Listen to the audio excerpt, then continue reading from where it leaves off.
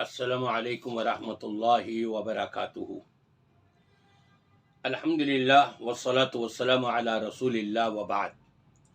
سامعین کرام، محرم الحرام آج 6 تاریخ ہے 1444 ہجری۔ دیکھنے میں یہ آتا ہے کہ جہاں محرم الحرام آیا اور ماتم نوحہ خوانی شروع ہو گئی، مرثیے پڑھے جانے لگے۔ یہاں ایک سوال یہ پیدا ہوتا ہے کہ آیا ماتم کرنا اسلام کے اندر کیا جائز ہے؟ جواب واضح ہے، نہیں۔ کیوں نہیں؟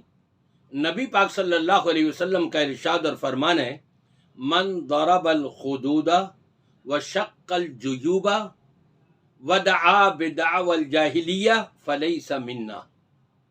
جس شخص نے اپنے آپ کو پیٹا، اپنے آپ کو مارا، یعنی ماتم یہی ہے نا، اپنے آپ کو پیٹنا، اور اپنے کپڑے پھاڑے، اپنے بال نوچے، اور زمانہ جاہلیت میں جو لوگ کسی کے مرنے کے بعد کیا کرتے تھے وہ کام کرنے لگ گئے، نبی پاک صلی اللہ علیہ وسلم ارشاد فرماتے ہیں فلیس منا، وہ ہم میں سے نہیں ہے، یعنی نبی سے اس کا کوئی تعلق ہی نہیں ہے۔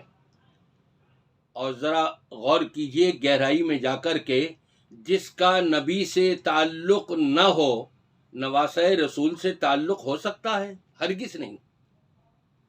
یہ بلکہ ایک شیطانی عمل ہے جو اسلام کے اندر اس کا وجود نہیں، اس کا حکم نہیں، ایسا عمل ہمیں ملتا نہیں کہ نبی پاک صلی اللہ علیہ وسلم کی تعلیمات میں ہو، یا صحابہ نے کیا ہو، یا امامان دین نے کیا ہو، یا جعفر صادق رحمۃ اللہ علیہ نے کیا ہو، کہیں بھی نہیں ملتا۔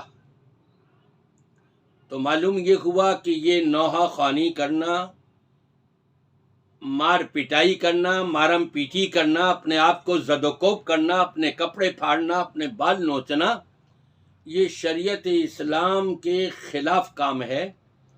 یقیناً اللہ کے ہاں اس کے اوپر پکڑ اور دھکڑ ہوگی۔ دوسری بات یہ ہے کہ صرف امام حسین رضی اللہ تعالی عنہ کی شہادت پر ہی ماتم کیوں؟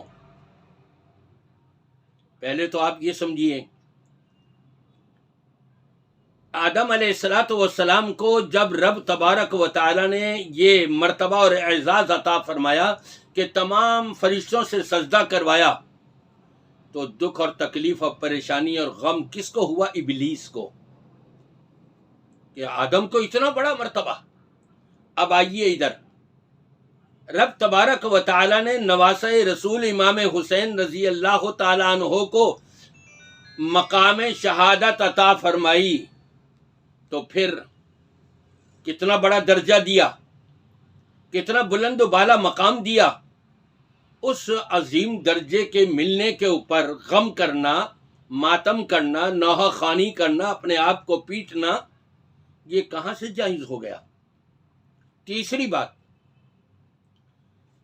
کیا امام حسن رضی اللہ تعالیٰ عنہ کو شہید نہیں کیا گیا؟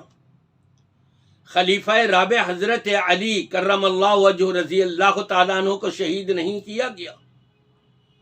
کیا جعفر طیار رحمہ اللہ کو شہید نہیں کیا گیا؟ کیا عمر فاروق رضی اللہ تعالیٰ عنہ خلیفہ ثانی کو شہید نہیں کیا گیا؟ کیا خلیفہ ثالث حضرت عثمان غنی رضی اللہ تعالیٰ عنہ کو شہید نہیں کیا گیا؟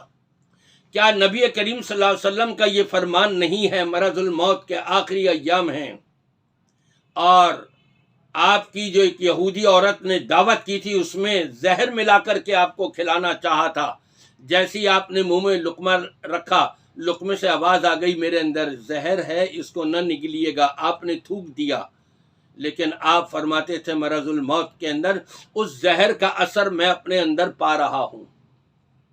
تو کیا یہ شہادت نہیں؟ یقیناً یہ بھی شہادت۔ یہ ساری شہادتیں کیا ہم کو یاد نہیں آ رہی؟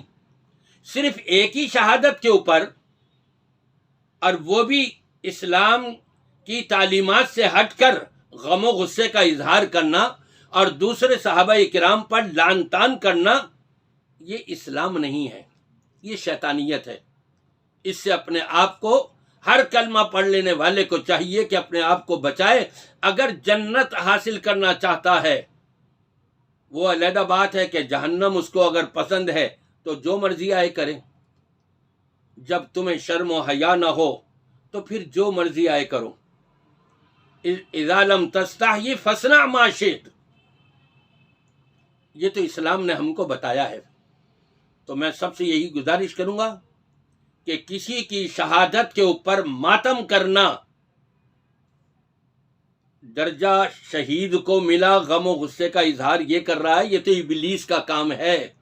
ابلیس کا ساتھ نہ دیں اور اس سے اپنے آپ کو محفوظ رکھیں۔ اللہ تعالیٰ سب کو نیک ہدایت عطا فرمائے۔